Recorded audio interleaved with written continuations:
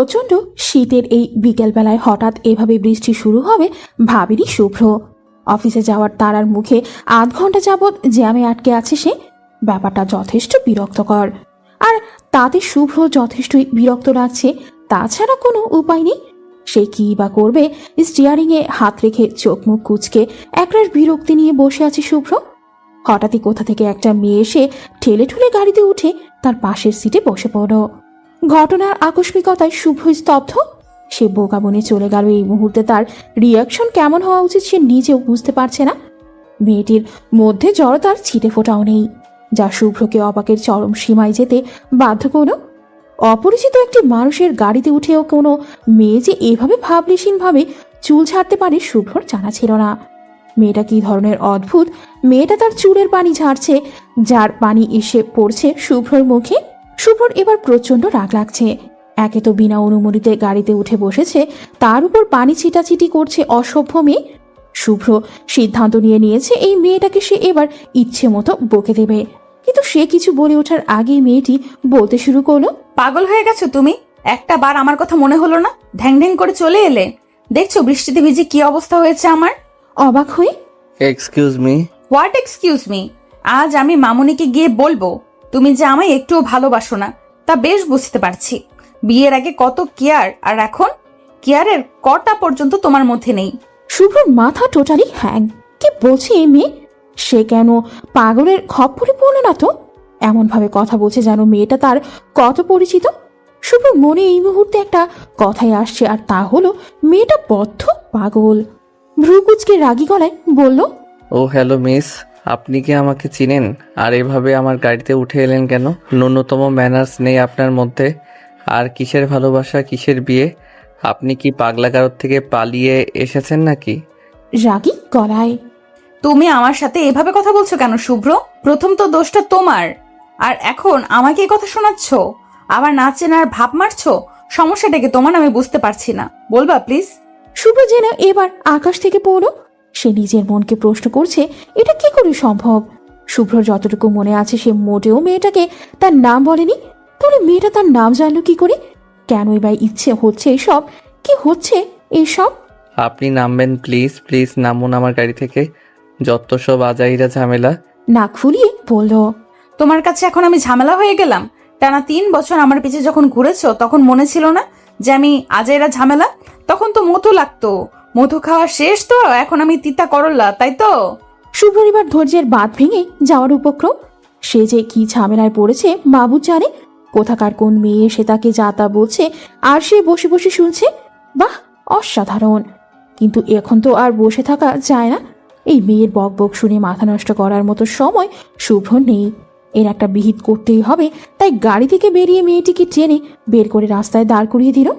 মেয়েটি অবাক চোখে তাকিয়ে আছে, যেন সে এতটুকু আশা করেনি। না করলে নাই, তাতে শুভ্রর কি? ও কি কারো আশা পূরণের ঠিকাদারি রেখেছে নাকি? অবশ্যই না। তাহলে এই মেয়ের জন্য সমবেদনা দেখানোর প্রশ্নই ওঠে না তার। তাকে নামিয়ে দিয়ে আবার গাড়িতে এসে বসল। এসব ভাবতে ভাবতেই শুভ্র গাড়ি চালাতে মন দিল। সারাটা সন্ধ্যা অসম্ভব ব্যস্ততায় কেটেছে শুভ্রর। এত ব্যস্ততার মাঝেও মনের ক্যানভাসে অপরিচিতা মেয়েটির মুখটি ভেসে উঠেছিল বারবার। কে ওই মেয়েটা? কেন তার কথা শুভ্রর বারবার মনে পড়ছে? বিস্ময় মাখা টলমলে চোখ, ঠান্ডায় কেঁপে ওঠা তার পাতলা ঠোঁট, বৃষ্টির ঝাপটায় ভিজে যাওয়া তার লম্বা চুল যেন খুব করে টানছে শুভ্রকে। কেন কেন ওয়াই? কিন্তু আবারও শুভ্রর এসব ডাকে সাড়া দেওয়ার সময় থাকলে তো আর। সে তো কাজের দুনিয়ায় অন্ধ পথিক।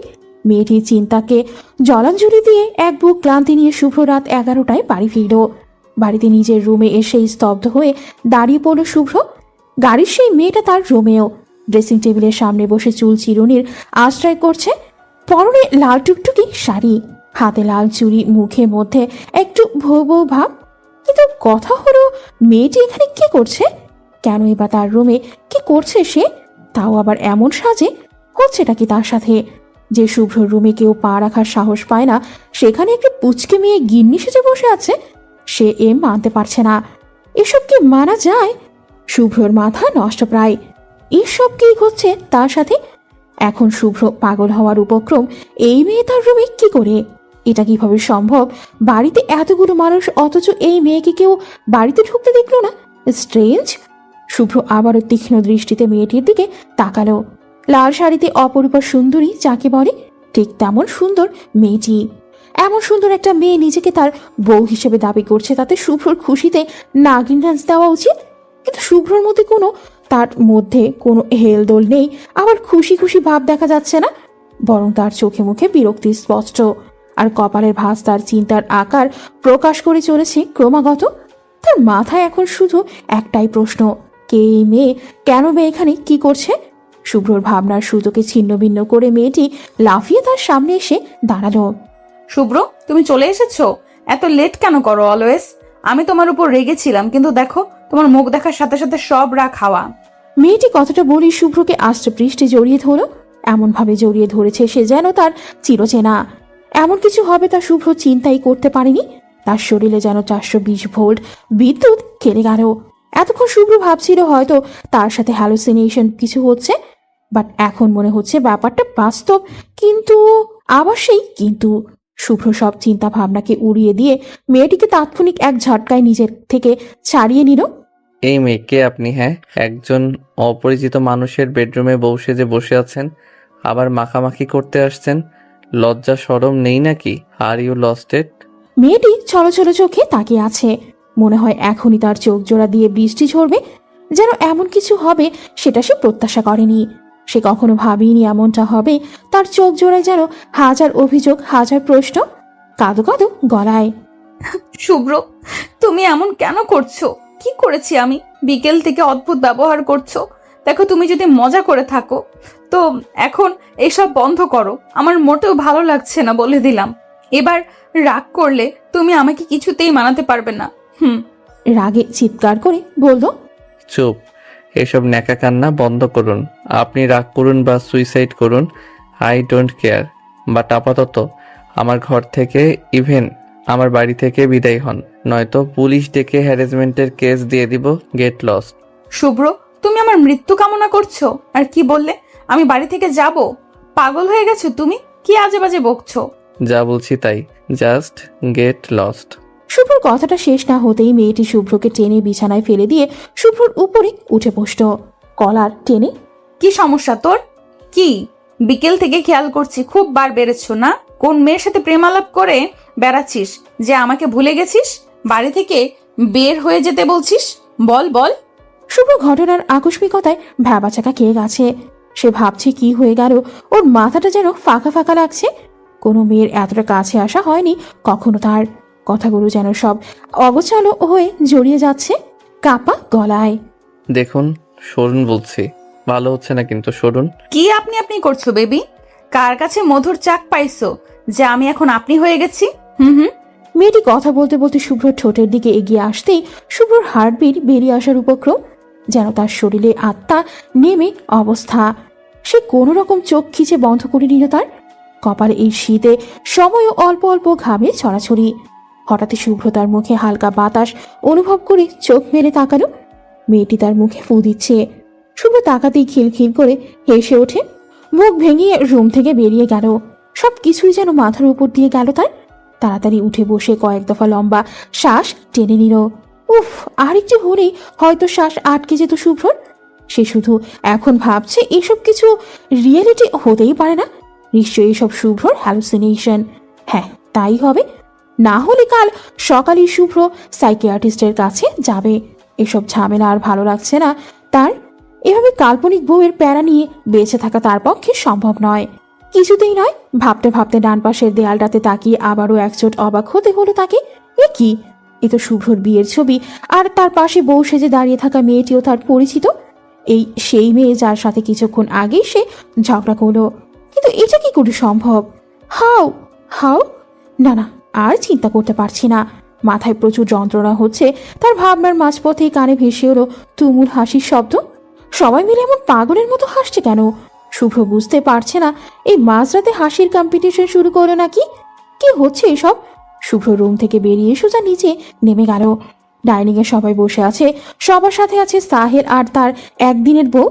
সাহেলের কথার প্রতি উত্তরেই যে সবাই এভাবে হেসে উঠেছে তা বুঝতে আর বাকি রইল না শুভ্রর। শুভ এটা বুঝে উঠতে পারছে না যে হাসছে বা কেন আর কি কারণে, কিন্তু এই আহাম্মকটা এত রাতে তাদের বাসায় কি করছে। ভ্রু কুচকে বলল, কি রে শুভ্র, ভাবির হাটের খাবারের টানে আমি 3 ঘন্টা জ্যাম ঠেলে ঠুলে মাঝরাতে হাজির, আর তুই এভাবে ভেটকি মাছের মতো ভেটকে আসোস কেন? ভাবি শব্দটা শুনেই বুঝতে পারলো সাহিল ওই মেয়েটাকে তার বউ বলে সম্বোধন করছে।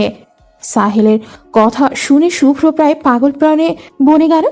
কি আশ্চর্যের বিষয়, যার বউ তারই মনে নেই আর বাকি সবার আনন্দের সীমা নাই। কি ঝামেলা। শুভ্র, দাঁড়িয়ে আছিস কেন বাবা? শরীর খারাপ? এখনো তো ফ্রেশই হোসনি। জলদি গিয়ে কাপড় ছেড়ে ফ্রেশ হয়ে আয়, খেতে হবে তো নাকি? না মামুনি, ছেড়ে দাও, আজ ওর ক্ষুধা নেই। আজকাল বাইরে মধু বেশি মিষ্টি লাগছে কিনা, ঘরের ভাত গলা দিয়ে নামবে না। অবাক চোখে, কি বলছো এসব বৌমা? ভাবি, তোমার কথায় রহস্যের গন্ধ পাচ্ছি, কাহিনী কি বলো তো? আবার বাড়তে বাড়তে, কিছু না, ওনার পেট ভরা, তাই বললাম, ব্যাস এইটুকুই। শুভ্র আর কথা বাড়াল না, চুপচাপ রুমে ফিরে এলো। তার টেনশনে মাথা ফেটে যাচ্ছে এবং টেনশনে ক্ষুধা তৃষ্ণা সব মরে গেছে বলে মনে হচ্ছে।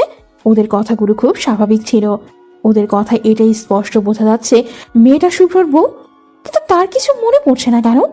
লাইফের বাকি সব ঠিকঠাক, শুধুমাত্র এই বউ বিষয়টি চেঞ্জ হয়ে গেল কিভাবে? এটা কিভাবে হতে পারে? শুভ্র জানা মতে সে তো অ্যাক্সিডেন্ট এবং মাথায় আঘাত পায়নি, এবং স্মৃতিশক্তি যাওয়ার কোনো মানেই হয় না। তার দিব্যি ছোটবেলা থেকে এ অবধি সব মনে আছে, তাহলে কেন হচ্ছে? শুভ্রর এখন কি করা উচিত? মেয়েটিকে মেনে নিয়ে সবার সাথে তাল মেলাবে, নাকি বলে দিবে যে তার কিছু মনে নেই? মেয়েটির নামটা পর্যন্ত জানে না শুভ্র, কিভাবে মানিয়ে নিবে সে? তখনই দরজা খোলার শব্দে ফিরে তাকালো শুভ্র। হ্যাঁ, ওই মেয়েরাই এসেছে যে নাকি তার বউ দাবি করছে। শুভ্র বিছানায় আতশো অবস্থায় বসেছিল। হঠাৎ মেয়েটিকে দেখে কিছুটা নড়ে চড়ে বসে বলে উঠল, শুনুন। রাগী গলায় বলল, কি সমস্যা, আবার আপনি আপনি শুরু করছো? না মানে শুনো। দাঁতে দাঁত চেপে বলল, জি বলো। তো তোমার নাম কি? কথাটা শুনে মেয়েটা এদিক ওদিক কিছু একটা খুঁজতে লাগলো। কি ব্যাপার, কি খুঁজছো? ঝাড়ু। কেন কেন? বিয়ের 1 বছর পর তুমি আমার নাম ভুলে গেছো, অসাধারণ না ব্যাপারটা? তাই ভাবছি ঝাড়ুর বাড়ি দিয়ে অভিবাদন জানাবো। কথায় আছে না, মারের উপরে ওষুধ নেই। এই না না, লাগবে না, আমি ঘুমাচ্ছি। 1 বছর? Like seriously? আমি 1 বছর ধরে ম্যারিড আর আমি নিজেই জানি না? উফ, এত কনফিউশন নিয়ে বাঁচা যায়? কোমরে হাত রেখে, ঘুমাবে ভালো কথা, বিছানায় কেন? অবাক হয়ে বললাম, তো কই ঘুমাবো? রাগী গলায় বলল, জাহান্নামের চৌরাস্তায়, বাট খাটে না। সারাদিন আমার সাথে ফাজলামি করে, এখন আসছে খাটে ঘুমাতে। নামা বলছি, এক্ষুনি নামবা। আরে, আমি ঘুমাবোটা কোথায়? সোফায় ঘুমাও, ব্যালকনিতে ঘুমাও, চাইলে ওয়াশরুমে ঘুমাও, আই ডোন্ট কেয়ার, বাট বিছানায় নয়। করুণ গলায়, এই ঠান্ডায়? হ্যাঁ, এই ঠান্ডায়। ও হো, 1 সেকেন্ড, একটা কাজ করো, তুমি তোমার ওই প্রেমিকার কাছে চলে যাও, তাহলেই তো হয়। মামলা ডিসমিস। ছি ছি, কি বলছো এসব? তুমি থাকতে অন্য মেয়ের কাছে কেন যাব? এসব ভাবাও পাপ। তেল মারা বন্ধ করে গেট লস্ট। অসহায় দৃষ্টিতে। ওকে ওকে, যাচ্ছি, কুল। শুভ সোফায় চুপচাপ বসে আছে, কারণ তার কিছু করার নেই। আর মহারানী আরামে ঘুমোচ্ছে। একদিনে শুভ্রর লাইফটা যে এমন অগোছালো হয়ে যাবে কে জানতো। নিজের রুমেই নিজেকে রোহিঙ্গা রোহিঙ্গা লাগছে শুভ্রর। কি করার, কিছু করার নেই শুভ্রর। আচ্ছা, এটা কি স্বপ্ন? ঘুমিয়ে পড়লেই শেষ হয়ে যাবে টাইম। শুভ্র এবার ঘুমানোর চেষ্টায় মেতে উঠল, যেন ঘুম থেকে উঠলেই সব ঠিক হয়ে যায়, কিন্তু এত সহজে নিস্তার মিললে তো আর হচ্ছে না। হতচ্ছাড়া ঘুম চোখে ধরাই দিচ্ছে না শুভ্রর। এখন কি করা যায়? আর এদিকে শীতে কুকড়ে যাচ্ছে আর তার পুরো শরীর। শুভ্র ডিসিশন নিয়ে নিয়েছে, এটা যদি স্বপ্ন হয়ে থাকে তো সে আর কোনোদিন বিয়েই করবে না। বউরা কি মারাত্মক হয়! বাপরে, এই মেয়েটা শুভ্রর মতো বাকে মিনি বিড়াল বানিয়ে ছেড়ে দিয়েছে। হালকা রোদের ঝিরিকে সকালে ঘুম ভাঙল শুভ্রর। কিছু করার নেই, ভাবতে ভাবতে এই রাতে এখানে ঘুমিয়ে পড়েছিল। নিজের দিকে তাকাতেই অবাক হলো সে। ওর গায়ে কম্বল জড়ানো। কাল রাতে এই কম্বল তার ভাগ্যে জোটেনি। নিশ্চয় এটা তার হঠাৎ উদয় হওয়া বউয়ের কাজ। ভাবতেই মনটা খুশি খুশি হয়ে গেল শুভ্রর। যাক বাবা, মায়া দয়া আছে তাহলে। তাছাড়া রাতে যে ঝগড়াটা করলো। ঘড়ির দিকে তাকিয়ে অবাক হলো শুভ্র। এ কি, 12টা বাজে, আর তাকে কেউ ডাকেনি এখন পর্যন্ত। তৎক্ষণাৎ সে তাড়াতাড়ি ফ্রেশ হয়ে না খেয়ে অফিসে রওনা দিল। সাথে নিয়ে গেল হাজারো টেনশন। শুভ্র কি পাগল হয়ে গেছে, নাকি ওর মেমোরি লস হয়েছে? কিন্তু মেমোরি লস হলে তো সবাইকে ভুলে যাওয়া উচিত, বা নির্দিষ্ট একটা টাইমিং এর কথা। বাট বাকি সব তো ঠিকই আছে, শুধু একটা মানুষকে ঘিরে সব ভুলে গেছে সে। না, শুভ্র আর পারছে না এগুলো ভাবলে আবার মাথা ধরা শুরু হবে। কিভাবে সম্ভব এটা? এটা কি নতুন কোনো রোগ? নক করে স্যার আসবো? হ্যাঁ হ্যাঁ, আসুন। ম্যানেজার সাহেব, কোনো কাজ ছিল? জি, এখানে একটা সই লাগবে। আর স্যার, আজ 5টায় একটা মিটিং আছে, আর একটা মিটিং রাত 9টায়। সিক্রেট মিটিং সামনের ডিলটার জন্য। ও হ্যাঁ, মাথা থেকে বেরিয়ে গিয়েছিল। মনে করে দেওয়ার জন্য থ্যাঙ্কস। প্রেজেন্টেশন এখনো রেডি করা হয়নি। মুচকি হেসে ইটস মাই প্লেজার স্যার, আসছি। আনমনি কথাটা বলল ম্যানেজার সাহেব, ফিরে তাকিয়ে। জি স্যার। আমি কি ম্যারিড? ম্যানেজারের চোখে বিস্ময়ের ছাপ। এমন একটা প্রশ্ন তার দিকে ছোড়া হবে হয়তো সে কল্পনাও করেনি। Sorry sir. নাথিং, আপনি আসুন। ম্যানেজার চলে যাওয়াতে শুভ্র যেন হাফ ছেড়ে পাসল। কে জানে আরেকটা হলে ম্যানেজার তাকে পাগল ভেবে বসতো কিনা। আচ্ছা, ফেসবুকে তার অ্যাবাউটটা চেক করলেই তো উত্তর পাওয়া যায়। শুভ্র এদিক ওদিক মোবাইল খুঁজতে লাগলো। মোবাইলটা হাতে পেয়ে শুভ্র তাড়াতাড়ি ফেসবুকে লগ ইন করলো। অ্যাবাউট চেক করার আগে শুরু হলো মেসেজের তুমুল বর্ষণ। মনে হচ্ছে সবাই যেন তার জন্যই অপেক্ষা করছিল। মনে হয় সে 1 বছর যাবৎ কোথাও হারিয়ে গিয়েছিল। মেসেজ চেক করে শুভ্র অবাক। আরে, এরা তো সব তার ভার্সিটির ফ্রেন্ড। মুহূর্তে মনটা ভালো হয়ে গেল শুভ্রর। কিন্তু কথায় আছে না, ভালো সময় বেশিক্ষণ থাকে না। শুভ্রর ক্ষেত্রেও তাই ঘটল। বন্ধুর করা ছোট এক প্রশ্নে তার মনটা আবারও খারাপ হয়ে গেল। দোস্ত, ভাবি কেমন আছে? তোদের বিয়ের পর আর দেখা হয়নি। এখন নিজেকে পাগলা গারতের পাগলু মনে হচ্ছে। ও সরি, পাগল, হা হা হা। শুভ্র মেসেজটা পড়া মাত্রই ভাবাচাকা খেয়ে গেল। শুভ্র কোনো উত্তর না দিয়েই অ্যাপি থেকে বেরিয়ে এলো। তার ফ্রেন্ড সার্কেলের সবাইও জানে সে ম্যারিড, বাট সে নিজেই জানে না।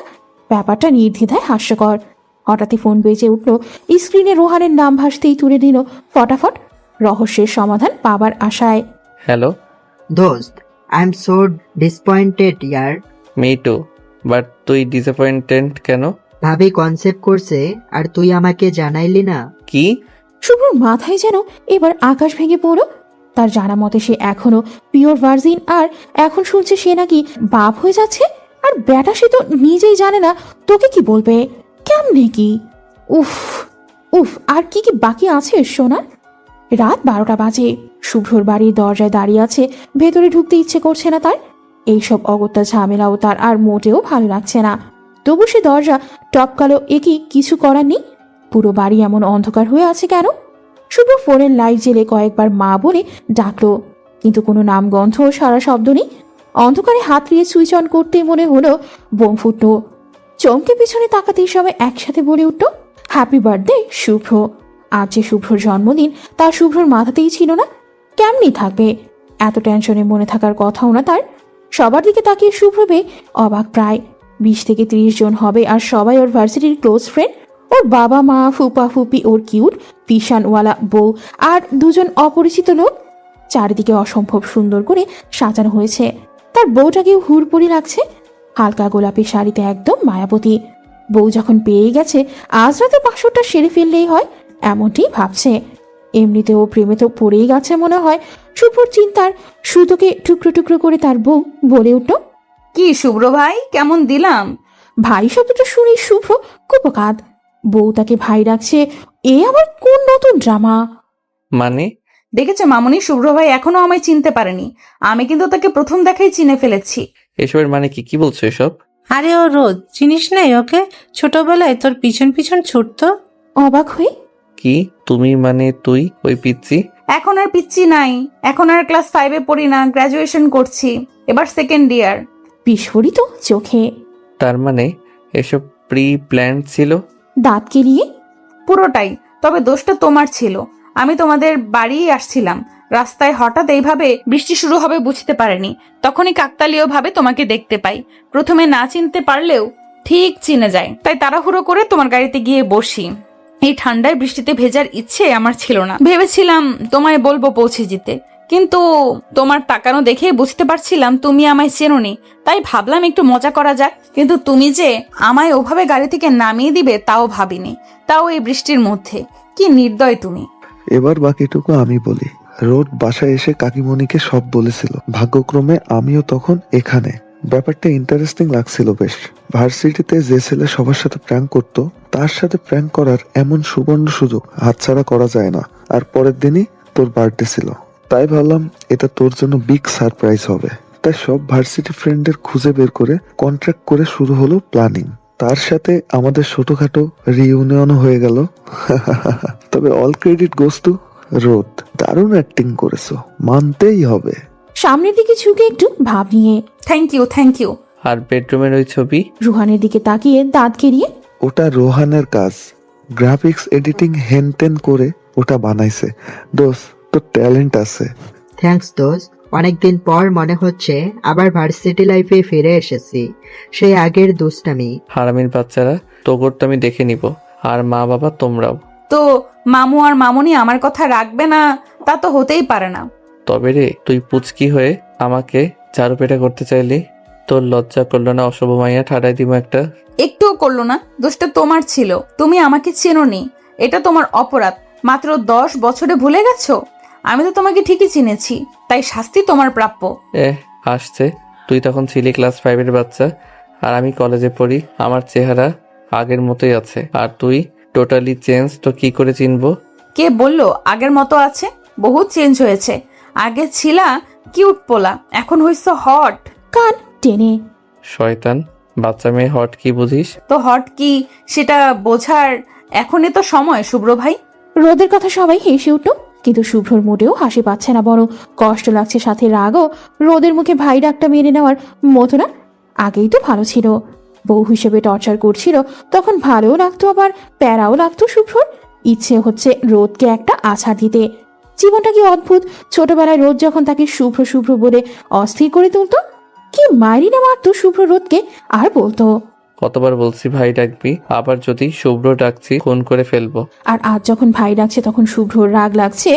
আর সময় আসলে অনেক কিছু পাল্টে দেয় মানুষের মনকেও। রাত 10:30, রোদ ছাদের এক কোণায় দাঁড়িয়ে চাঁদ দেখছে। মনটা হালকা খারাপ, কিন্তু কোনো যে খারাপ তা বুঝতে পারছে না। কি ব্যাপার, একা একা দাঁড়িয়ে আছিস যে? পাশে দাঁড়াতে দাঁড়াতে আমার তো আর জামাই নেই, থাকলে না হয় সাথে নিয়ে দাঁড়িয়ে থাকতাম। যেহেতু নেই সেহেতু একা দাঁড়িয়ে থাকাই শ্রেয়। ওরে বাবা, তাই নাকি? তুই না শুধু সাইজের বড় হয়েছিস, কথাগুলো এখনো আগের মতোই। মনে আছে তোমার আগের আমিটাকে? আকাশের দিকে তাকিয়ে থাকবে না কেন?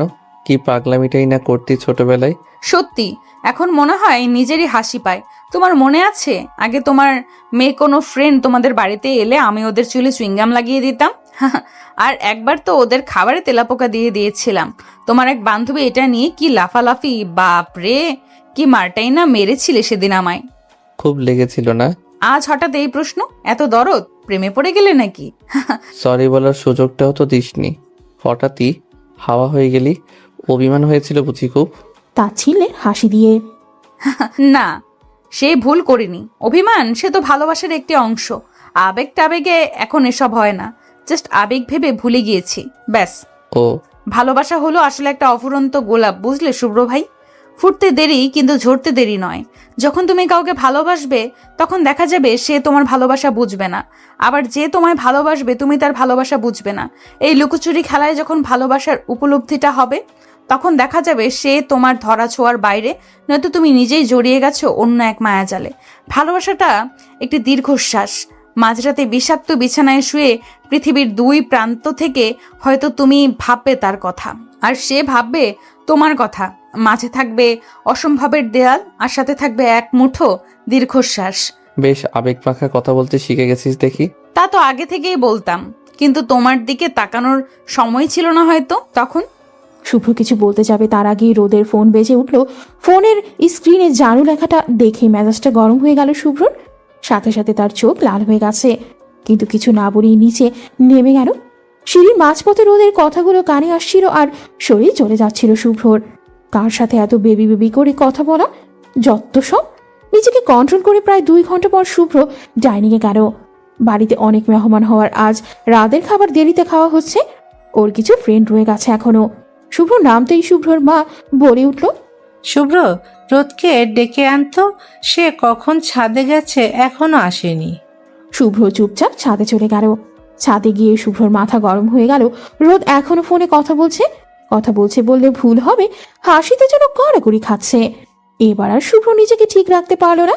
একটানে ফোনটা কান থেকে ছুটিয়ে নিয়ে রোদকে নিজের সাথে চেপে ধরে বলে উঠল রাগী গলায়, কার সাথে এত প্রেমালাপ করিস যে বাকি পৃথিবীকে ভুলে যাস? 10 বছর আগে সেম প্রশ্নটা আমিও করেছিলাম। উত্তরটা কি হয়েছিল জানো? ছোট ছোটর মতো থাক, বউয়ের মতো তদারকি করতে আসিস না। আমার ব্যক্তিগত বিষয় তো নয়ই, গেট লস্ট। আমার উত্তরটা আজও অনেকটা সেই রকমই হওয়া উচিত, তাই না? বড় ভাই বড় ভাইয়ের মতো থাকো, জামাইয়ের মতো তদারকি করতে এসো না। আর আমার ব্যক্তিগত বিষয়ে তো নয়ই। কথাটা বলেই রোদ শুভ্র থেকে নিজেকে ছাড়িয়ে নিয়ে শুভ্রর হাত থেকে ফোনটা নিয়ে একটা রাগী লুক নিয়ে নিচে নেমে গেল। শুভ্র আগের মতোই চুপচাপ দাঁড়িয়ে রইল। রোদ যে প্রতিটা কথায় ছোটবেলার কথা টেনে খোঁচা মারে তা শুভ্রর মোটেও ভালো লাগে না। তার বুকে খুব যন্ত্রণা হচ্ছে। আরে শুভ্রকে জানতো নাকি যে এই বুড়া বয়সে সে এই পুচকে মেয়ের প্রেমে পড়বে? কিন্তু রোদকে তা কিভাবে বোঝাবে? সে তো ছোটবেলার ঝাঁজ ঢালতেই ব্যস্ত। ধ্যাত, ভালো লাগে না কিছু। পরের দিন অফিস থেকে এসে শুভ্র খুব ফ্রেশ হয়ে সোফায় বসতেই রোদ আর তার ছবিটাই চোখে পড়ল। এই ধারে 5 মিনিট ছবির দিকে তাকিয়ে রইল। এই ছবিটা দেখলো আর দেখলো কি মিষ্টি লাগছে দুজনকে পাশাপাশি। মনে হয় ওপর থেকে বিধাতা তৈরি করে পাঠিয়েছে এই ভূমিপৃষ্ঠে। ইস, যদি এভাবে পাশাপাশি থেকে যেত পারত সারাটা জীবন, কতই না ভালো হতো। এই আর কি। অবশ্যই শুভ্র পারবে, তাকে পারতেই হবে। এই কিউট দুষ্ট পিচ্ছিটাকে তো তার চাই যেভাবেই হোক। রোদের কথায় ভাবনার প্রহর কাটিয়ে পাশ ফিরে তাকালো শুভ্র। ভাই আসবো? আবার সেই ভাই? উফ, হ্যাঁ। বিজি ছিলে বুঝি? আয় না, তেমন কিছু না। কিছু বলবি? না, করব।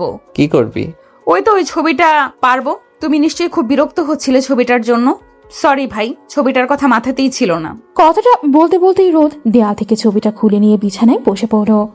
খুললি কেন? থাকলে কি সমস্যা হতো শুনি? রাগী গলায়, কি যে বলো না। তোমার মনে আছে আগে আমার সাথে রিলেটেড কিছু তোমার রুমে থাকলে কি তুলকালাম বাঁধিয়ে দিতে? আর এটা তো স্বয়ং আমার ছবি। না বাবা, রিস্ক নেওয়ার দরকার নেই। ফ্রেম খুলতে খুলতে, এই ফ্রেমটা খুঁজিস কেন? ছবিটা বের করে ছিঁড়ে ফেলবো তাই। কেন ছিঁড়তে হবে কেন? থাকতে দে না এমনি। একদম না। কাল পরশু যখন তোমার বউ আসবে আর স্টোর রুমে কোণে এটা পড়ে থাকতে দেখবে, কি পরিমাণ সন্দেহ করবে তুমি ভাবতে পারছো? হয়তো ভাববে তুমি চুপি চুপি আরেকটা বিয়ে করেছিলে। ব্যাপারটা কিন্তু আমার ক্ষেত্রেও তাই। আমার বর যদি এমন পিক দেখে, বেচারা কষ্ট পাবে। তো কি দরকার সংসারে আগুন জ্বালিয়ে? বিড়বিড় করে বলল, বউ তো তুই হবি, আর তোর বড় আমি। না, আর যাই হোক, ছিড়বি না একদম। অবশ্যই ছিড়বো। এভাবেই শুরু হয়ে গেল তাদের বিশ্বযুদ্ধ মানে টানা হিসড়া। একবার এদিকে তো একবার ওদিকে কড়াকাড়ি ম্যাচ চলছে। কে জিতে কে হারে অবস্থা। কিন্তু এ কি, যা বাবা, ছবিটা ছিঁড়ে 2 টুকরো হয়ে দুজনের হাতেই থেকে গেল। হলো তো শান্তি, এবার নাও তোমার ছবি। জানালার বাইরে তাকিয়ে, এ কি বৃষ্টি হচ্ছে? শীতে এমন বৃষ্টি? আমাকে বাংলায় স্বাগত জানাতেই হয়তো এই বৃষ্টিটার আবির্ভাব। কথাটা বলি দৌড়ে রুম থেকে বেরিয়ে গেল রোদ। শুভ্র সেখানেই শটান দাঁড়িয়ে রইল। কি হলো এতক্ষণ? কিছুক্ষণ চুপচাপ ছেঁড়া ছবিটার দিকে তাকিয়ে থেকে ছবিটা পরম যত্নে সহকারে ড্রয়ারে রেখে দিল। রোদের কথা মতো আজ শুভ্রর বুকে রয়ে গেছে শুধু এক মুঠো দীর্ঘশ্বাস। যে দীর্ঘশ্বাসে রয়েছে শুধু একরাশ নীরবতা। একে কি বলে মনের ভেতর ভালোবাসার লাল গোলাপ ফোটা। একটা দীর্ঘশ্বাস ফেলে ব্যালকনিতে গিয়ে দাঁড়ালো শুভ্র। আকাশের দিকে তাকিয়ে হঠাৎ নিচের দিকে তাকিয়ে সামনের দিকে তাকাতেই স্তব্ধ হয়ে গেল শুভ্রর জোড়া চোখগুলো। গার্ডেনে বৃষ্টিতে ভিজছে রোদ। কালো পাড়ের খয়েরি শাড়িটা লেপটে আছে রোদের শরীরে। কোমরের নিচ পর্যন্ত নেমে যাওয়া চুলগুলো পিঠ ঢেকে আছে অগোছালোভাবে।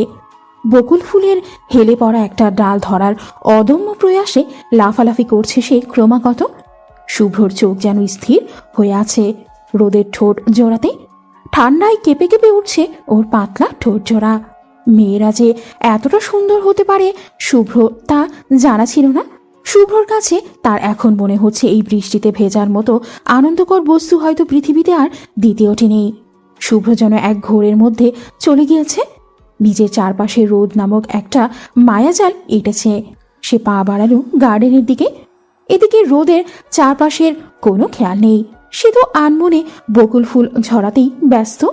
চারিদিকে রহস্যময় পরিবেশে তার অগোছালো শাড়ির ভাঁজের এক ফাঁক দিয়ে বেরিয়ে পড়া পেটের সেই কালো তিলটাকে যে কেউ মুগ্ধ চোখে দেখছে, তাতে তার বিন্দুমাত্র মাথা ব্যথা নেই।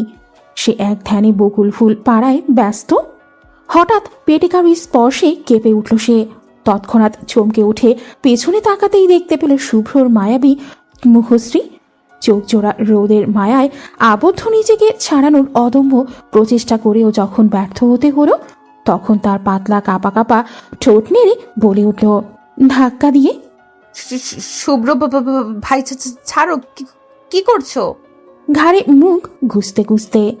দূরে ঠেলে দিচ্ছিস কেন? আগে তো কখনো এইভাবে সরিয়ে দিতি না। কেঁপে ওঠে। আগে কখনো কাছে আসুনি, তাই দূরে ঠেলে দেওয়ার প্রয়োজন পড়েনি, কিন্তু আজ পড়েছে, তাই বলছি ছাড়ো। আজ তো এসেছি। আজ আর আমি চাইছি না, সরো। দাঁত গিলিয়ে কি রে, রোমান্স হলে? সাহেলের কথাটা শুনেই দুজন বিদ্যুৎ বেগে দুদিকে ছিটকে গেল। রোদ তো লজ্জায় লাল হয়ে দৌড়ে পালালো। শুভ্র মাথা চুলকাতে লাগলো। কি দোস্ত, রোদকে দেখেই তোর মধ্যে যে লুচ্চামো শুরু হয়ে যায় দেখছি। কাহিনী কি বস? শালা তুই এখানে কি করিস? দাঁত গেলিয়ে প্রেম করা দেখি গো, প্রেম করা দেখি। তবে দোস্ত, তোর জন্য 320 ভোল্টের ঝটকা ওয়েট করছে। তুই গিয়ে ঘুমা যা। পরের 1 সপ্তাহ ঘুমাতে পারবি বলে তো মনে হচ্ছে না। ভ্রু কুচকে। মানে কিসের ঝটকা? সারপ্রাইজ বন্ধু, সারপ্রাইজ। ওয়েট করো আর মজা নে। আরে শোন তো। শুভ্র আহাম্মকের মতো দাঁড়িয়ে রইল। সে এটা ভেবে পাচ্ছে না আবার কিসের সারপ্রাইজ। কিছুদিন পর পর শুভ্রকে এরা শুধু সারপ্রাইজ টি দেয়। এদের সারপ্রাইজ যে কি ভয়ঙ্কর তা শুভ্রর বোঝা হয়ে গেছে এ কয়দিনে। আল্লাহ জানে এবার কি হবে তার সাথে। জীবন থাকবে না যাবে, হু নোজ। ঘুম ভাঙতেই কেমন একটা অস্বাভাবিকতা টের পাচ্ছে শুভ্র। তাদের শান্ত বাড়িটা যে সকাল সকাল কোলাহলে ভর্তি হয়ে গেছে তা বেশ বুঝতে পারছে সে, কিন্তু কারণটা কি তার জানা হলো না। কোনো ওকেশন তো নয় আজ, তবে কোনো রকম আড়মোড়া ভেঙে রুমের বাইরে এসেই চক্ষু চড়ক গাছ। এ কি, তার চোখ দুটো ছানা ভরা মতো হয়ে গেছে। সারা বাড়ি এইভাবে সংবাদ নিয়ে সাজিয়েছে কেন? মা, ও মা। কি চেঁচাস কেন? অবাক হয়ে এইসব কি? এত মানুষের এত সাজ কেন? আজ তো রোদের এঙ্গেজমেন্ট, সাজানো তো হবেই। কি কি বলছো এসব? রোদের এঙ্গেজমেন্ট মানে কি? রোদ তো কিছু বললো না। আর হুট করে কিভাবে কি? হুট করে কই, বিয়ের জন্যই তো রোদ দেশে ফিরেছে, নয়তো 10 বছর পর দেশে কেন ফিরবে হঠাৎ করে? শর্ত এখন অনেক কাজ পড়ে আছে, আর তুইও যা, তৈরি হয়ে নে ফটাফট। কিন্তু রোদ রাজি তো, মানে অন্য কাউকে ভালোবাসে না তো? কি বলছিস এসব? ছেলেটা রোদকে অনেক ভালোবাসে, এমন ছেলে এখন লাখে একটা। রাজি না হওয়ার প্রশ্নই ওঠে না। তুই এসব না ভেবে গিয়ে রেডি হতো। শুভ্রর মাথায় যেন আকাশ ভেঙে পড়ল। কি হচ্ছে এসব? তবে কি সাহেল এই সারপ্রাইজটার কথাই বলছিল? রোদ আমাকে তো একবারও বলল না। এটা হতেই পারে না। রোদের বিয়ে আর অন্য কারোর সাথে? ইম্পসিবল। হঠাৎই রোদকে গুনগুনিয়ে আসতে দেখে মেজাজ গরম হয়ে গেল শুভ্রর। কাছাকাছি আসতেই হাত টেনে ছাদে নিয়ে গিয়ে দেয়ালের সাথে চেপে ধরল। কি হচ্ছে এসব? ছাড়ো। যখন তখন এসব কি? লাগছে তো, ছাড়ো বলছি। জোরে চেপে ধরে তোর বিয়ে ঠিক হয়েছে অথচ আমায় বলিসনি কেন? তোমাকে বলাটা যে খুব জরুরি তা জানা ছিল না, তাই প্রয়োজনও বোধ করিনি। এবার ছাড়ো।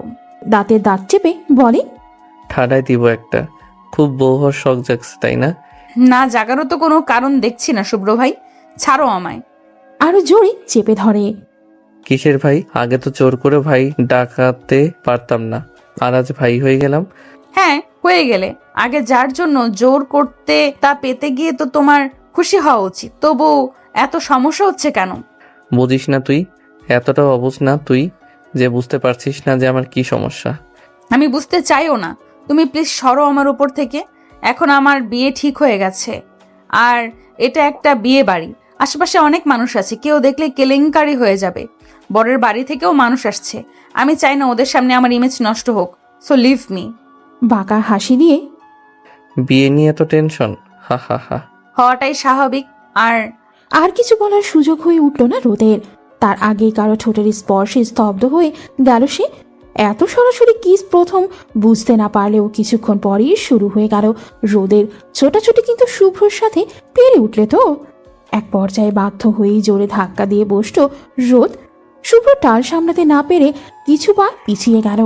এবং সাথে সাথে বসিয়ে দিল একটা সজোরে থাপ্পড়।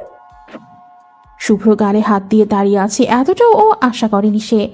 রাগী গলায়, কি সমস্যা তোমার? আমি তোমার বউ নই, কথাটিকে ভুলে যাও তুমি। একটা মেয়ের সাথে এমন বাজে বিহেভ করতে রুচিতে বাচ্ছে না তোমার? অসভ্য। আবারও চেপে ধরে। বউ নস, বউ হতে কতক্ষণ? ছাড়ো আমায়। ঠিক বলেছ, বউ হতেও বেশিক্ষণ দেরি নেই। মাত্র 3 দিন পরে বউ হয়ে অন্যের ঘরে থাকবো, সো মাইন্ড ইট। বউ যদি হতেই হয় তো আমার বউই হবি তুই। ছোটবেলায় তো খুব বলতি, শুভ্র আমি তোমার বউ হব, বউ হব। তা আজ কিসের এত তেজ তোর? তাচ্ছিল্যের হাসি দিয়ে, সেটা ছোটবেলার। আমি আর এখনের আমিতে অনেক পার্থক্য শুভ্র ভাই।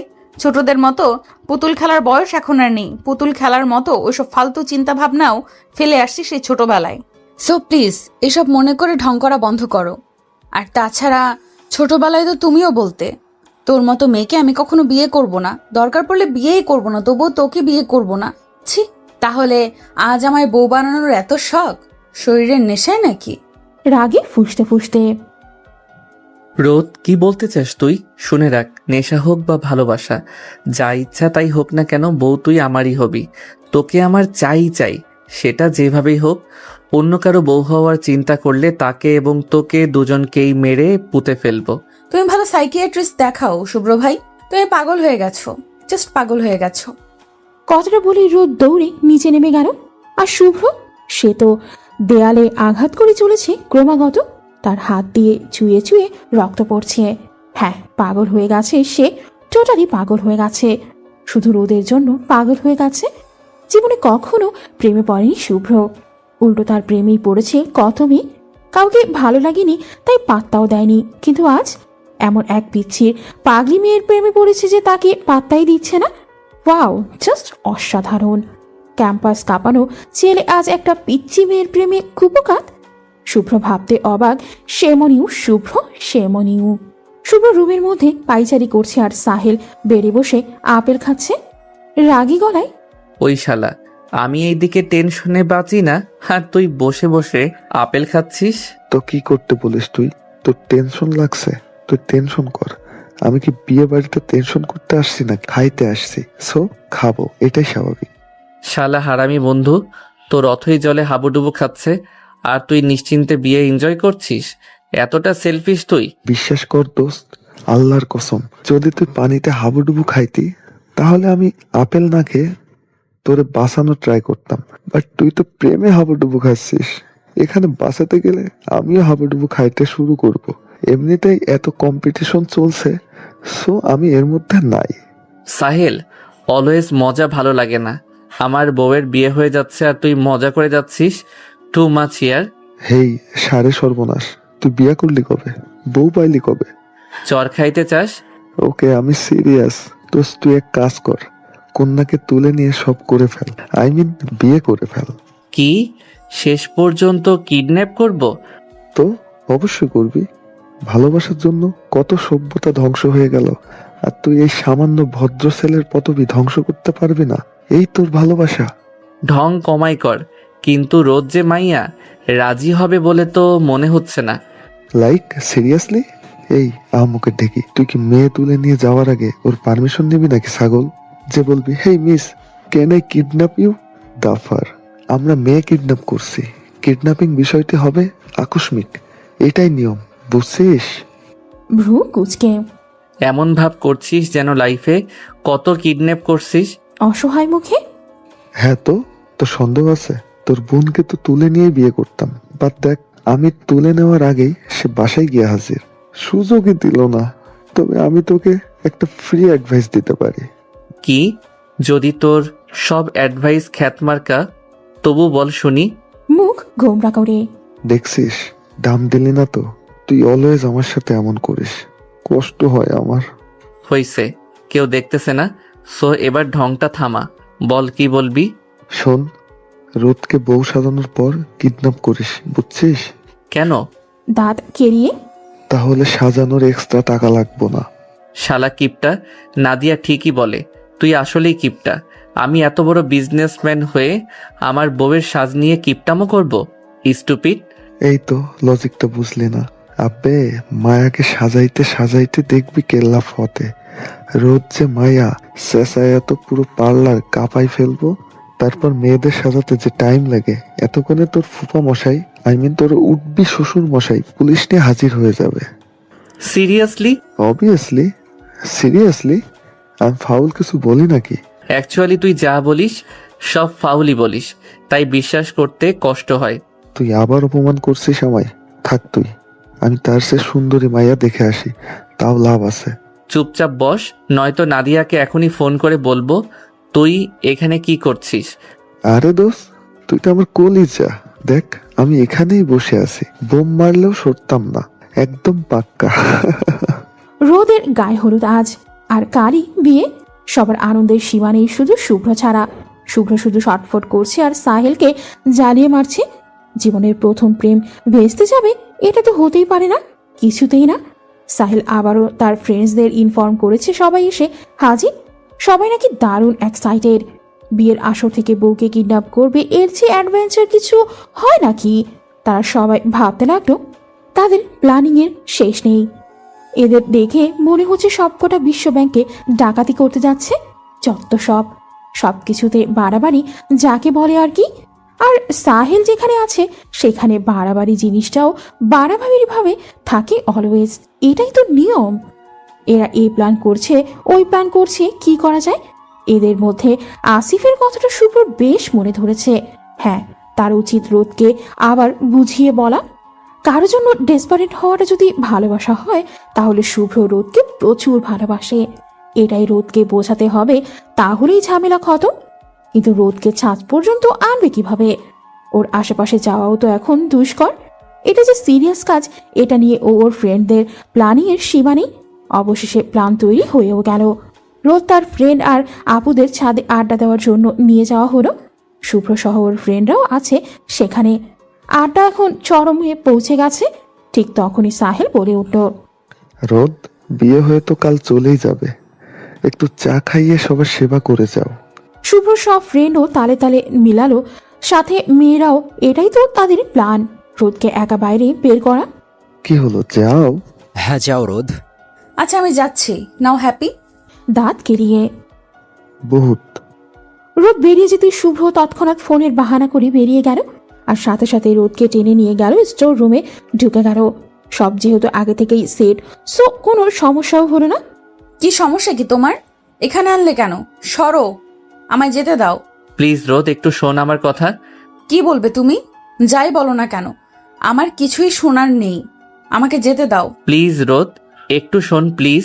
ওকে বলো কি বলবে, বাট দূরে দাঁড়িয়ে বলো। রোদ প্লিজ, বিয়েটা করিস না প্লিজ। পাগল হয়েছো তুমি? কাল বিয়ে আর তুমি বলছো বিয়ে করব না? আমি আমার হবু বরকে যথেষ্ট ভালোবাসি, আর আমি তাকে অবশ্যই বিয়ে করব। তোমার যদি এটাই বলার থাকে তো বলার শেষ, এবার আমি গেলাম। করুণ চোখে, রোদ, আমিও যে তোকে ভালোবাসি, তার কি হবে? পারবো না তো তোকে ছাড়া থাকতে। লাইক সিরিয়াসলি তুমি আমায় ভালোবাসো? Nice joke. প্লিজ শুভ্র ভাই, এসব প্র্যাঙ্ক বন্ধ করো। I have to go. এটা প্র্যাঙ্ক নয় রোদ, I madly love with you. Please বোঝার চেষ্টা কর, একটু বোঝ আমায় প্লিজ। সত্যি তোকে ছাড়া চলবে না আমার। যে ছেলে আমায় দু চোখে দেখতে পারতো না, কথায় কথায় গায়ে হাত তুলতো, সে আমায় ভালোবাসে? অসাধারণ, বাট এখন কিছু করার নেই। তাছাড়া এই 10 বছর যখন চলেছে এখনো চলবে, যেতে দাও আমায়। ওটা 10 বছর আগের কথা, ওসব ভুলে যা প্লিজ। 10 বছর আগের কথা টেনে এনে আমায় এখন শাস্তি দিস না প্লিজ। তোমাকে শাস্তি দেওয়ার মুডও এখন আমার নেই শুভ্র ভাই। প্লিজ এইসব ন্যাকামো বন্ধ করো আর আমায় যেতে দাও। তোর কাছে এসব ন্যাকামো লাগছে? তা নয় তো কি, আমার আর ভালো লাগছে না, সরো তো। কথাটা বলেই রোদ বেরিয়ে গেল। শুভ্র আর আটকায়নি, কি বলবে তাই বুঝতে পারছিল না। সব যেন গুলিয়ে যাচ্ছিল শুভ্রর। ভালোবাসার কথা বলাটা হাজারটা প্রেজেন্টেশন দেওয়ার চেয়েও যে হাজার গুণ কঠিন তা আজ বুঝে গেছে শুভ্র। কেন যে শুভ্র ছোটবেলায় এইসব ভুল করেছিল তার অনুদান আজ দিতে হচ্ছে। শুভ্র রুম থেকে বের হতেই দেখলো সবকটা দরজার সামনে দাঁড়িয়ে আছে আর শুভ্রর দিকে হা করে তাকিয়ে আছে, যেন সে আস্ত একটা এলিয়েন। কি সমস্যা, এভাবে তাকিয়ে আছিস কেন? কি হলো দোস্ত? দাঁত কেরিয়ে, কি কি করলি? হানিমুন করলাম, আয় প্র্যাকটিক্যালি দেখাই কি কি করছি। ডাফার। আরে সেতোষ কেন শালা? রোদ কি বললো তাই বল। মুখ গোমরা করে ঠাস করে মুখের উপর দরজাটা লাগিয়ে দিয়ে চলে গেল। তার নাকি এসব ন্যাকামতে টাইম নেই। দোস্ত, মোস্ট পপুলার বিজনেসম্যানের একটা মেয়ের কাছে খোপকাত ভাবা যায় এগুলো? চুপ কর তো তোরা। ধ্যাত, সারা জীবন চিরকুমার থাকতে হবে মনে হচ্ছে। প্রেমে পড়ার জন্য আর মেয়ে পাইলাম না, শেষমেশ এই পিচ্ছি।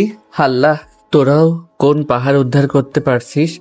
10 জন মিলে একটা মেয়েকে ম্যানেজ করতে পারছিস না? আরে দোস্ত, আমরা একটা শুভ্রকে কি সামলাতে পেরেছি এতদিনে? আর তার ওপর যে ঝাঁজ ঢালে, সেই মাইয়াকে ম্যানেজ করতে কাঠখড় ফুরাতেই হবে রে। বাট আমরা পুরাবো, পুরো বাংলাদেশের কাঠখড় পুড়িয়ে ছাই করে ফেলবো, নো টেনশন। মাইন্না খাবার চাইলে চোখের সামনে থেকে বিদায় হ শালা। শুভ্র, এই শুভ্র, তুই এখনো কুল কেমনে? প্রিপারেশন নে, কেমনে কিডন্যাপ করবি? হয়ে গেছে। অবাক হয়ে কি হয়েছে রে? কিডন্যাপ হয়ে গেছে। কেমনে কি? তুই তো এখানে, তো কিডন্যাপ কিভাবে হলো? কিডন্যাপার হায়ার করেছিলাম, তারাই করেছে। আমি নিজে কিডন্যাপ করব এটা তুই ভাবলি কিভাবে ডাফার? কই আছে ও এখন? যেখানে থাকার কথা ছিল সেখানেই আছে। তাহলে চল জলদি, নয়তো আবার গন্ডগোল হয়ে যাবে সব। চল। ডাফার, খোল বলছি আমায়, খুলে দিয়ে দেখ। এক একটাকে কিমা বানিয়ে ছেড়ে দেব। ম্যাম আপনি শান্ত হন, স্যার আসলেই খুলে দেবো। রাগে ফুসতে ফুসতে তোদের স্যারের 14 পুরুষ উদ্ধার হোক, অসভ্য লোক। কোথায় তোদের স্যার? ডাক তাকে। টেরি স্মাইল দিয়ে আমি এসে গেছি বেবি। শুভ্র ভাই তুমি? জি আমি। তোকে তো বলেছিলাম বিয়ে আমি তোকেই করব, তুই রাজি হলি না। কি আর করা, আই ওয়াজ হেল্পলেস। তুমি এতটা নিচে নামবে ভাবিনি। এবার কি তুমি জোর করে বিয়ে করবা? দরকার হলে তাই। কখনো না, তোমাকে আমি কিছুতেই বিয়ে করব না।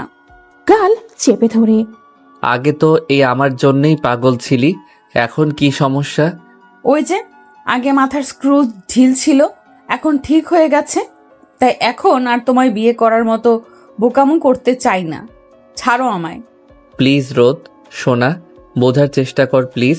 এমন জেদ করিস না, তোকে ছাড়া আমি থাকতে পারবো না। ভালোবাসি রে, খুব ভালোবাসি। 2 দিনে এত ভালোবাসা আসে কোথা থেকে? ভালো তো আগে থেকেই বাসতাম, তুই বলার বা বোঝার সুযোগ দিয়েছিলি কি? আগেই তো হারিয়ে গেলি ধরা ছোঁয়ার বাইরে। তখন আমার সাথে দীর্ঘশ্বাস ছাড়া কিছুই ছিল না। মিথ্যে অজুহাত দিবে না, ছাড়ো আমায়। শুধু ভালোবাসা কেন, ভালোবাসার বাহার এনে দিলেও আমি তোমায় বিয়ে করছি না। ছাড়ো তো, আমার বর নিশ্চয়ই এসে গেছে। ঠাডায় দিব একটা। আমি এখানে তোর হাতে পায়ে ধরছি, আর তুই তোর বর নিয়ে চিন্তায় মরছিস। এত ভালোবাসা, মেরে পুঁতে ফেলবো তোর বরকে। আসিফ, হ্যাঁ দোস্ত বল। কাজী কই? নিয়ে আয় তাড়াতাড়ি, বিয়েটা এক্ষুনি হবে। দোস্ত কাজী রাস্তায় জ্যামে পড়ছে, এসে পড়বে কিছুক্ষণের মধ্যেই। ওকে। দেখো, ভালো হচ্ছে না বলে দিলাম। বললাম তো করবো না বিয়ে, জোর করছো কেন? ভালোবাসি তাই। ভালোবাসো? মনে আছে বলেছিলাম ভালোবাসার রং গাঢ় লাল। হয়তো আজ তা আমার কাছে, কাল হবে তোমার কাছে, শুধু সময়টা ভিন্ন, আর কিছুই না। সেদিন হেসে উড়িয়ে দিয়েছিলে, তো আজ কি হলো? তোর কথাটা তো সেদিনই বুঝেছিলাম যখন আমায় ছেড়ে দূরে চলে গিয়েছিলি। প্রতিটি মুহূর্তে তোকে মিস করে বুঝেছি ভালোবাসাটা আসলে কি। দূরে থাকাটা কত কষ্টের, শূন্যতাটা কত ভয়াবহ। দেখো শুভ্র ভাই, তখন আমি ভালোবাসতাম, তুমি বাসতে না। আর এখন তুমি বাসো, আমি বাসি না। Equal equal. এবার আমায় যেতে দাও প্লিজ। আমি আমার হবু বরকে ভালোবাসি, তোমাকে নয়, প্লিজ। চুপ, একদম চুপ। বিয়ে তো তোকে করতেই হবে, এখন এবং এই মুহূর্তে। সাহেল কাজী এখনো এলো না কেন? এই তো চলে এসেছে বাবা, নো চাপ। কথাটা শুনে পেছনে তাকাতেই শুভ্রর চোখ বেরিয়ে আসার উপক্রম। এ কি ফুপা? শুধু ফুপা না, শুভ্রর বাবা মা সহ আত্মীয় স্বজন সব। কেমনে কি? ওরা কিভাবে জানলো শুভ্রদের লোকেশন? এবার কি হবে? তো তোমরা? খুশি খুশি মুখে তো ছেলের বিয়ে তো আমরা আসবো না? মানে তোমরা রেগে নেই আমার উপর? রাখবো কেন? আজীব কথা বলিস। আরে ওকে বেঁধে রাখছো কেন? খুলো। আর কাজী সাহেব আসেন আসেন। এবারও যেন সব মাথার ওপর দিয়ে যাচ্ছে তার। হচ্ছেটা কি? বন্ধুদের দিকে তাকিয়ে দেখলো তাদের মুখও হাসি হাসি। আরে এখানে হাসির কিছু হয়েছে নাকি? রোদও মহা খুশি। মা, তোমরা একটু রেগে নেই? আমি যে রোদকে কিডন্যাপ করলাম, বরযাত্রীরা তোমাদের অপমান করেনি? নিজেদের নিজেরা কিভাবে অপমান করব? আমরাই তো বরযাত্রী। মানে? মানেটা খুবই সহজ সরল আর সাবলীল। আজ রোদের বিয়েটা তোর সাথেই ছিল। হোয়াট? জি হ্যাঁ, আন্টি তোর ঘর পরিষ্কার করতে গিয়ে তোর ডায়েরিটা উদ্ধার করে, যেখানে রোদকে নিয়ে তোর প্রেম বাক্যের ছড়াছড়ি। হঠাৎ হারিয়ে যাওয়া রোদকে পাওয়ার আশায় যে একের পর এক মেয়েকে রিজেক্ট করছিস, তা বেশ বুঝতে পারে আমাদের ইন্টেলিজেন্ট আন্টি। তারপরেই বিয়ে ঠিক করা হয় রোদের সাথে, কিন্তু রোদ বিয়ে করতে নারাজ, কিছুতেই তোকে বিয়ে করবে না। ওকে হাজার বুঝিয়েও যখন লাভ হলো না, তখন শেষ চেষ্টা হিসেবে তোর ডায়েরিটা পাঠানো হলো ওর কাছে। আর মাইয়া দেখো ইমোশনে ভেসে গিয়ে রাজিও হয়ে গেল, তবে ওর একটা শর্ত ছিল। এ রোহান, তুই থাম। এখন আমি বলি এবার। শর্তটা ছিল তোকে যেন বিয়ের কথাটা বলা না হয়। যে তোকে শাস্তি দিতে চাই, তাই সবাই চুপ।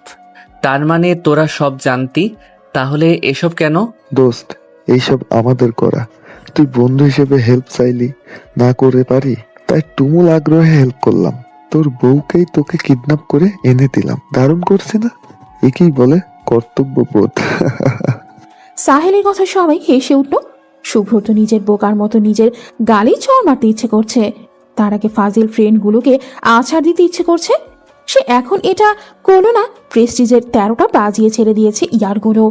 শুভ্রর প্যাঁচা মুখ আর রোদের হাসি মুখ অবশেষে ক্যামেরা বন্দী হলো। আর ওরাও বন্দী হলো একটা নতুন বন্ধনে, ভালোবাসার পবিত্র বন্ধন। বাসর ঘরে ঢুকে সাহস জোগাতে পারছে না শুভ্র। এক পা এগোলেই পা যেন অটোমেটিক্যালি 2 পা পিছিয়ে যাচ্ছে। কেন হচ্ছে, কিসের জন্য হচ্ছে বুঝতে পারছে না। আর তার পেছনে দাঁড়িয়ে থাকা এই 10 হারামজাদাকে দেখে ওর কনফিডেন্স লেভেল আরো লো হয়ে আসছে। এমন বন্ধু থাকলে মানুষ তার শত্রুর কাছেও সেফ ফিল করবে কিভাবে? মির্জাফর এক একটা, এদের দাঁত কেলানো দেখে শুভ্রর ইচ্ছে করছে সে যেন ঘুরে দৌড় লাগায় একটা। 1 সপ্তাহ যাবৎ যে সারপ্রাইজগুলো পেয়ে চলেছে, তারপর আর ভরসা রাখতে পারছে না, তাও এদের ওপর। না জানি কি করে রাখছে ভেতরে। তার থেকে বড় কথা রোদ, সেই ছোট্টবেলার কোমলমতি রোদ যে এখন বাঘিনী হয়ে আছে, তা এতদিনে বেশ বুঝে গেছে শুভ্র। এতদিনে কিভাবে পরিবর্তন হলো এভাবে পাচ্ছে না শুভ্র। এই বাঘিনীর হাতেও যে তার নিস্তার নেই সে সম্পর্কে নিঃসন্দেহ শুভ্র। এইসব চিন্তায় পড়েই শুভ্র দরজার পাশে ঝিম ধরে দাঁড়িয়ে আছে। এই শালা, তুই যাবি ভেতরে নাকি কিক মারমু? যাচ্ছি তো। তো যা না। কথাটা বলেই সাহেল এক ধাক্কায় শুভ্রকে রুমের ভেতর পাচার করে দিল। শুভ্র হুমড়ি খেয়ে পড়ল। কোনো রকম নিজেকে সামনে নিয়ে বিছানায় গুটি গুটি বসে থাকা রোদের দিকে তাকিয়ে হাসার চেষ্টা করে বলল, হাই। কি চাই? কি চাই মানে? কি চাই মানে? এখানে কেন এসেছেন? পাশে বসতে বসতে। তো বাসর ঘরে মানুষ যে কারণে আসে, আমিও তাই এসেছি। সব কত? পুরো 10 বছর আমাকে কষ্ট দেওয়ার পর আসছেন বাসর করতে? আরে কষ্ট তো তুই দিয়েছিস, আমাকে 10টা বছর দূরে ছিলি, বাবা মার সাথে ঠিকই কথা বলেছিস, কিন্তু আমাকে তোর নাম্বারটাও দিতে মানা করে দিয়েছিস। কোথায় আছিস সেটা বলা তো দূরের কথা, শুধু জানতাম তুই দেশে নেই ব্যাস। তাচ্ছিল্যের হাসি দিয়ে, এটাই কি তোমার প্রাপ্য ছিল না?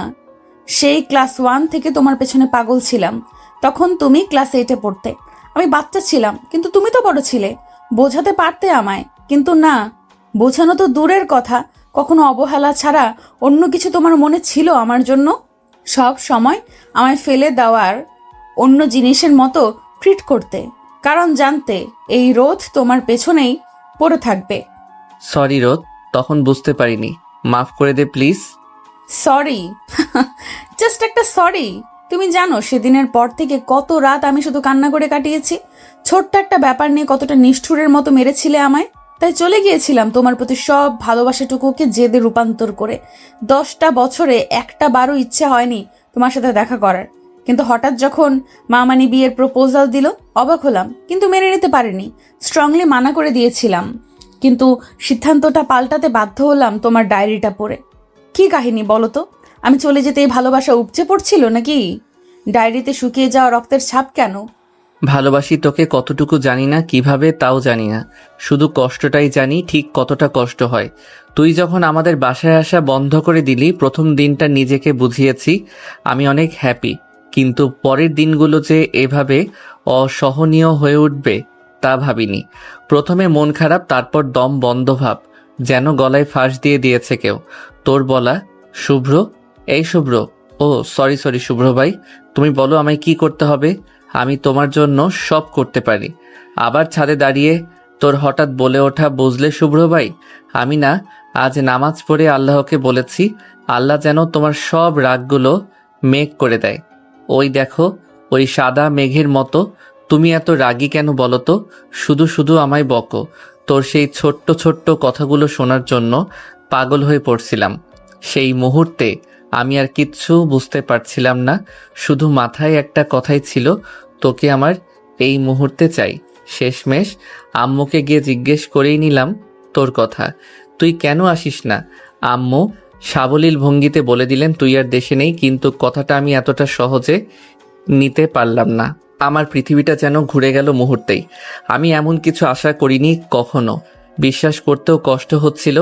সেদিন রাগে দুঃখে হাত কেটে ডায়েরির পাতা ভিজিয়েছিলাম, জানি না কেন, হয়তো তোকে মারার শাস্তি দিচ্ছিলাম নিজেকে। রোদ এক দৃষ্টিতে তাকিয়ে আছে শুভ্রর দিকে। শুভ্র প্রত্যেকটা কথা যেন আহত করার মতো ছিল। শুভ্রর চোখে পানি টলমল করছে।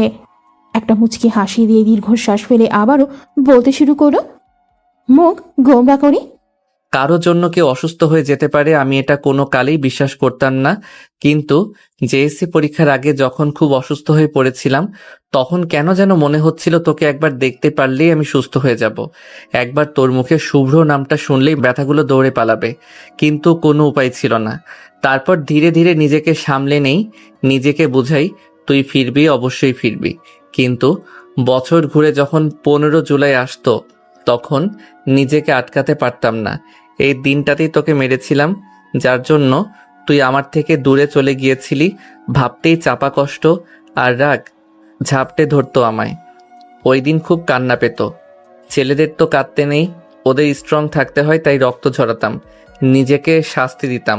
দেখ, তোর জন্য এতদিনেও আমি সিঙ্গেল আছি, আর এদিকে সাহেল এক বাচ্চার বাপ হয়ে গেছে। হা হা হা হা।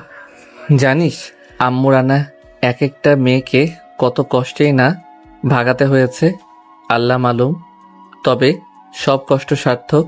আমার শেষ বিকেলে তুমি হয়ে এসেছি আমার কষ্টের শেষ বিকেলটাকে রাঙিয়ে দিতে। তুই আজ আমার পাশে, আমার হয়ে আমার সাথে বসে আছিস, ব্যাস তাতেই 10 বছরের কষ্ট উধাও। হ্যাঁ, তুমি তো নকল বউ সেজে থাকা আমার প্রেমেই পড়ে গিয়েছিলে। আমি বেশ বুঝেছি, যেভাবে তাকিয়ে থাকতে আমার দিকে, রোদকে ভালোবাসলে মোটেও প্রেমে পড়তে না। চোখ টিপে, আরে আমি তো কনফিউজ ছিলাম তখন। আমি ভাবছিলাম যদি আমি বিয়ে করেও থাকি তাহলে মেয়েটিকে রোদ নাকি অন্য কেউ। আমি তো রোদ ছাড়া অন্য কাউকে বিয়ে করার কথা না। আর তাছাড়া চেনার প্রচেষ্টা চালাচ্ছিলাম, বাট তোদের কথাবার্তায় সব কিছু আওলাই যাচ্ছিল, বুঝলি? তো তো কি? চোখ টিপে, আমি কন্টিনিউ করতে পারি আমার বাসর? ভাবতে হবে, ভাববো, চিন্তা করব, তারপর বলবো পারবো কি পারবো না। কি? তাহলে দেখা যাবে ততদিনে সাহেল নাতিপুতি নিয়ে ঘুরে বেড়াচ্ছে, আর আমি তাকিয়ে তাকিয়ে দেখেই যাচ্ছি। কারণ তখনও তোর ভাবনা চিন্তা শেষ হবে বলে মনে হয় না। তার থেকে 2-3টা গার্লফ্রেন্ড রিজার্ভ রাখতাম। এদিকে তুই ভাবতি ওদিক না হয় আমি ওদের সাথেই খুন করে ফেলব। আমি তো এক পায়ে রাজি, তোর হাতে সবই আদর, সবই ভালোবাসা, তাই এক কথায় মরতেও রাজি। তো মারবি আয়। দূরে গিয়ে বসো বলছি। কেন মারবি না? খুনসুটি ভালোবাসাগুলো চলতে থাকুক এভাবেই অবিরাম গতিতে। ভালোবাসার রঙে রাঙা হোক সবাই। তবে আপাতত আপনাদের এই রুম থেকে যেতে হচ্ছে, কারণ তাদের আজ বাসর রাত। এটা রোদ শুভ্রর শেষ বিকেলের গল্প।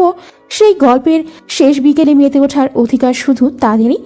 তাই কাবাবে হাড্ডি না হয়ে একটু লাজুক হাসিতেই বিদায় নিন সবাই। ওদের না হয় রাঙা হোক ভালোবাসার রঙে।